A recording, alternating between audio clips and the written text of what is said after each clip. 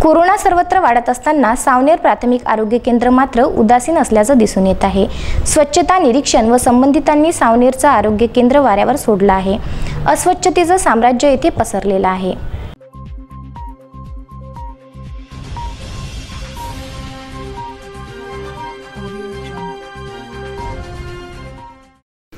मागील कित्येक दिवसांपासून सर्व शासकीय स्तरावरून कोरोना व्हायरसच्या विषाणूंचा प्रादुर्भाव रोखण्याकरता उपाययोजना आखण्यात येत आहेत। शासकीय अधिकाऱ्यांची यावर बारीक नजर आहे। त्याची अंमलबजावणी देखील काटेकोरपणे होत आहे, परंतु तालुका स्तरावरील मेडिकल हॉस्पिटल नागपूरच्या अधीनस्थ कार्यरत सावनेर शहरातील प्राथमिक आरोग्य केंद्र सावनेरचे सहयोगी प्राध्यापक जन औषध वैद्यक शास्त्र प्रमुख डॉक्टर मेश्राम व स्वच्छता निरीक्षक शैलेश वहाने यांनी सावनेर येथील प्राथमिक आरोग्य केंद्र वाऱ्यावर सोडल्याचं दिसून येत आहे।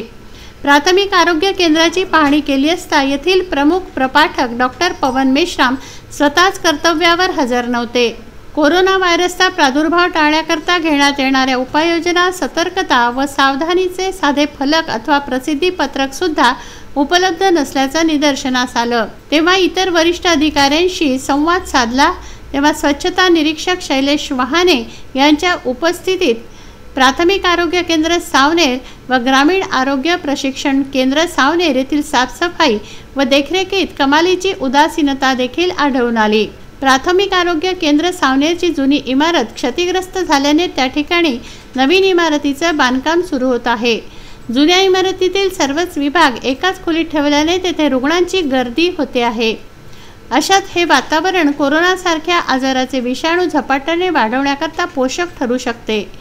या हॉलमध्येच महिला व पुरुष रुग्ण तपासणी करण्याकरता येत आहेत। तात्पुरते खुले कक्ष विशेषतः महिला रुग्णांच्या त्यांना मनस्ताप सहन करावा लागतो आहे।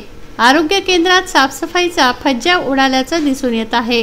कोरोना व्हायरसचा प्रादुर्भाव टाळण्याकरता रोकथाम करण्याकरता सध्या तरी कोणतीही उपाययोजना येथे आढळून आलेली नाही। संशयित कोरोना व्हायरस रुग्णांकरता सर्व सुविधायुक्त आयसोलेशन कक्षाबाबत विचारणा केली असता प्रपाठक डॉक्टर मेश्राम यांनी स्वच्छता निरीक्षक शैलेश वहाने यांना हेल्थ युनिट सेंटर येथे रिकाम्या असलेल्या एका कक्षाला आयसोलेशन कक्षात रूपांतर करण्याकरता तोंडी सूचना दिल्याची माहिती आहे।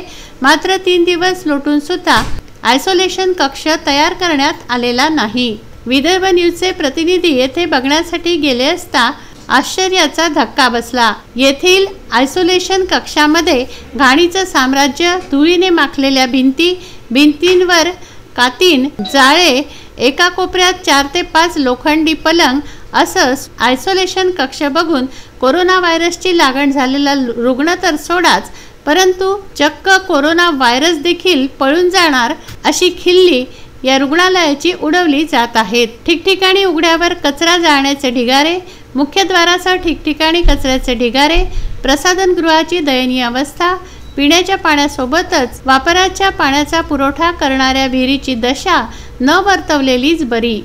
शहरातील मुख्य रस्त्यावर असलेल्या ग्रामीण प्राथमिक प्रशिक्षण केंद्राचे जर हे हाल असतील तर या अधीनस्थ कार्यरत इतर ग्रामीण प्राथमिक आरोग्य केंद्राचे काय असा प्रश्न निर्माण होतो आहे।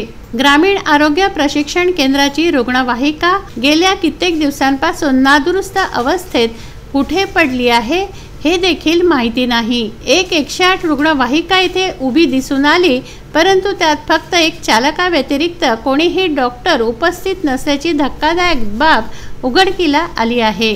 या रुग्णवाहिकेत 24 तास 2 चालक व 2 डॉक्टर असणे बंधनकारक आहे। असा सावळा गोंधळ जर कार्यालयातच आहे तर रुग्णवाहिकेवर कोण लक्ष देणार? पियुष जिंजूवाडिया, विदर्भ न्यूज, सावनेर।